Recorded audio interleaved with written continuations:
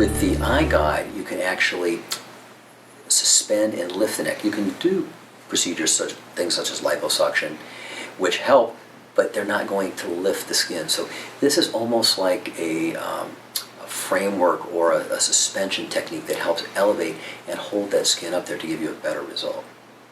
You can do this quite easily under just medication for sedation, so you don't have to have anesthesia. You do local infiltration. It's very comfortable, and people really recover quite quickly.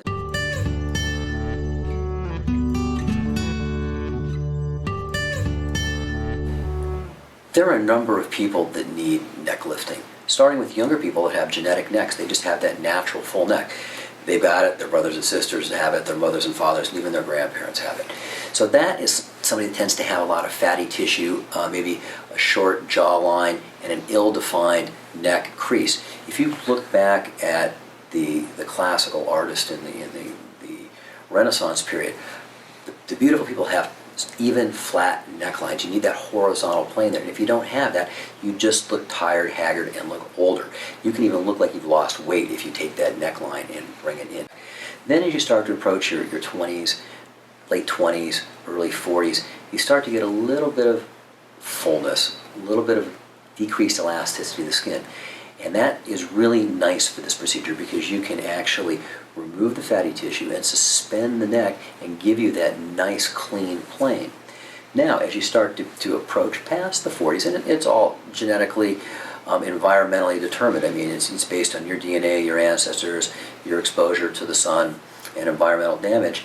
And so the thing that's nice about the eye guide is you can actually combine a neck lift, facelift, and it saves time. Okay, because now you're not having to open up the neck and have, risk all the complications with surgery where you get, bleeding and have to have drains.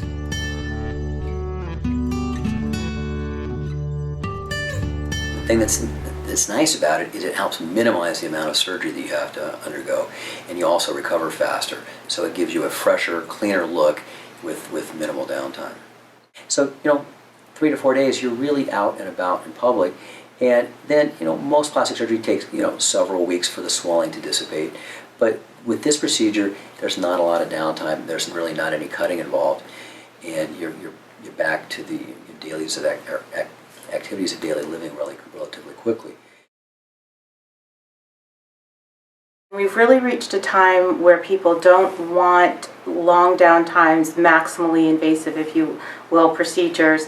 We also have a segment of people that just want to age gracefully, and the neck is one of those biggest barriers in that you lose definition in your neck, you gain mobile skin in your neck, and it really can detract away from an otherwise attractive face that's aging gracefully. And until the eye guide, there was never really any good middle ground to offer. It was either you're not old enough, you don't have enough damage, or you're ready for one but you can't afford the downtime, you can't afford a lengthy procedure, whether it's time or money or whatever.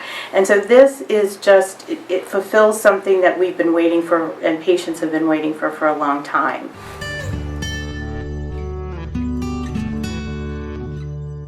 The overwhelming thing that they really like about it is the low downtime. I mean, at 3 to 5 days, depending upon the patient, except for the result or exactly knowing what to look for, that faint yellow blush of the bruise, a faint little place where the lancet poked, you can't tell that they had a procedure, save the result. I mean, my very first patient went back to work 3 days later, and her supervisor, who'd worked with her for 20 years, was like, "You look really good. Your hair, no, you've had that haircut for a while. No, that's not a new blouse." And my patient didn't care who knew. She's like, "The word you're looking for is neck lift." The overwhelming response is low downtime, and it looks really natural, and it achieved what I wanted.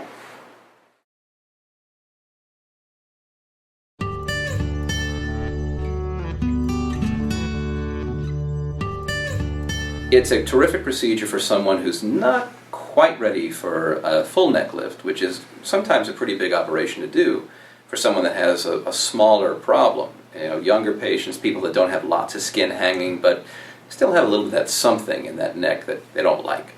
This is something that can really bridge the gap from people that liposuction is just not going to be enough, but they're not really there yet for that big procedure of a neck lift or a facelift.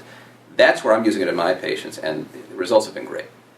The patient's experience starts in the consultation, and that's where you have to really understand what someone's looking for and what they're hoping to get with results, and where they're starting from. And I think once a patient's really well educated and understands what their options are, a lot of patients prefer to have that lesser invasive procedure. And the iGuide neck lift is a procedure that is less invasive than making the full incisions for a neck lift or a facelift. So just from the start, it's something that's intriguing to a lot of patients. And then their experience begins, of course, they choose to have the procedure. It's a pretty quick and simple procedure from a surgeon's perspective and from a patient's perspective. It doesn't have the same kind of recovery time, the same feelings, the same discomfort as a full neck lift or facelift. So they're more comfortable in the long run, and it costs them less, so they like that. And we like it too. We're giving them an option that is more attainable for them, because rather than spending many thousands of dollars that they might for a facelift or neck lift, if their needs are smaller and they don't need the bigger operation, this is a really nice, less expensive alternative that's more accessible. So it's a win-win as far as that goes.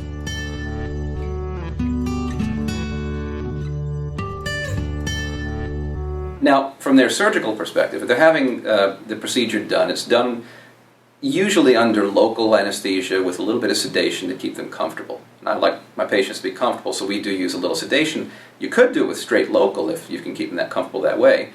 But with a little bit of sedation and some local anesthesia, they can be very comfortable through the whole operation, which takes about an hour. And that includes doing some liposuction of the submental area, the area under the chin, removing any of the excess fat that way, creating a nice little pocket for this procedure to be done, and then basically I tell my patients it's like putting a corset or tying up a shoelace inside the neck, where you're weaving a suture back and forth across the undersurface of the chin and creating a bodice or a shoelace type of pattern that when you tighten, it cinches everything in and creates a nice firm surface under the chin. It's a pretty ingenious way to do it because we're not making any big incisions. It's all done through little pokes through the skin that leave no scars. So it's a really nice, elegant way to do what we've been doing all along and saving the patient a little bit of extra dissection, extra expense, and extra healing.